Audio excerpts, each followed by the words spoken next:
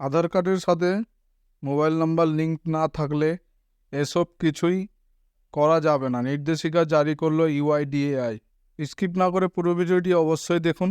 চ্যানেলে নতুন হলে অবশ্যই চ্যানেলটিকে সাবস্ক্রাইব করে পাশে থাকা বেল আইকনের নোটিফিকেশনটি অন করে দিবেন এই ধরনের ভিডিওর নোটিফিকেশন সবার আগে পাওয়ার জন্য।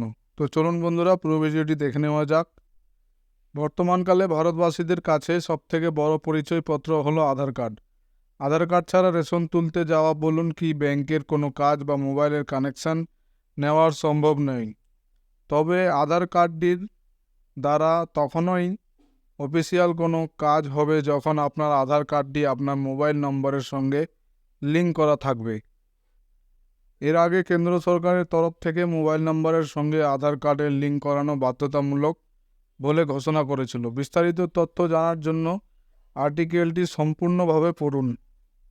যদি মোবাইলের সঙ্গে আধার কার্ড লিঙ্ক না থাকে, সেক্ষেত্রে ইউআইডিএআই কর্তৃপক্ষের দেওয়া বিভিন্ন পরিষেবাগুলির থেকে বঞ্চিত হবেন। আধার কার্ড সংশোধন করতে গেলে আধার কার্ডের সঙ্গে মোবাইল নাম্বার লিঙ্ক থাকা অত্যন্ত জরুরি। যদি হঠাৎ করে আধার কার্ডের সাথে সংযুক্ত করা মোবাইল নম্বরটি হারিয়ে যায়, সেক্ষেত্রে অন্য মোবাইল নাম্বার নিবন্ধিত করার সম্ভব নয়। এই সমস্যার সমাধানের জন্য আপনাকে পৌঁছাতে হবে আপনার নিকটবর্তী আধার সেবা কেন্দ্রে। আধার সেবা কেন্দ্রে কিভাবে মোবাইল নাম্বার লিঙ্ক আপডেট করা হয়? 1 নম্বর, এই কাজটি করার জন্য আপনাকে প্রথমে ইউআইডিএআই ওয়েবসাইট থেকে আপনার নিকটতম আধার সেবা কেন্দ্র থেকে খুঁজতে হবে। এই কেন্দ্রটিকে খুঁজে পেতে ব্যবহার করুন এই অফিসিয়াল লিঙ্কটি https://uidai.gov.in।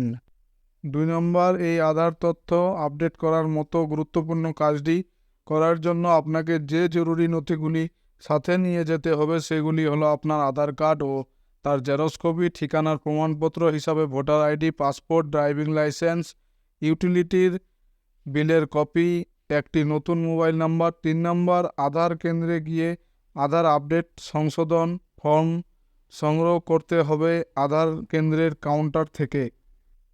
4 নম্বর, পূরণ করার সময় আপনি যে মোবাইল নাম্বারটি নতুন করে আপডেট করতে চাইছেন সেটি অবশ্যই উল্লেখ করবেন। এছাড়াও অন্য কোনো তথ্য আপডেট করতে হলে সেটিও লিখবেন। 5 নম্বর, আধার কার্ড আপডেট করার জন্য আপনার আঙুলের ছাপ দেওয়াটি বাধ্যতামূলক। 6 নম্বর, প্রক্রিয়াটি সম্পন্ন করার জন্য আধার সেবা কেন্দ্রকে ফি বাবদ 50 টাকা প্রদান করতে হবে। আপডেট প্রক্রিয়াটি শেষ হওয়ার পর ট্র্যাক করার জন্য একটি রেফারেন্স নাম্বার সহ স্লিপ আপনাকে প্রদান করবে। আপনি এই স্লিপটি যত্ন সহকারে রেখে দেবেন। যতদিন না আধার কার্ডটি আপডেট হচ্ছে ততদিন এটি রাখতে হবে। আধার কার্ডের আপডেট প্রক্রিয়ার সমাপ্ত হওয়ার পর আপডেট হতে সময় লাগে 90 দিন। পুরো ভিডিওটি দেখার জন্য ধন্যবাদ বন্ধুরা।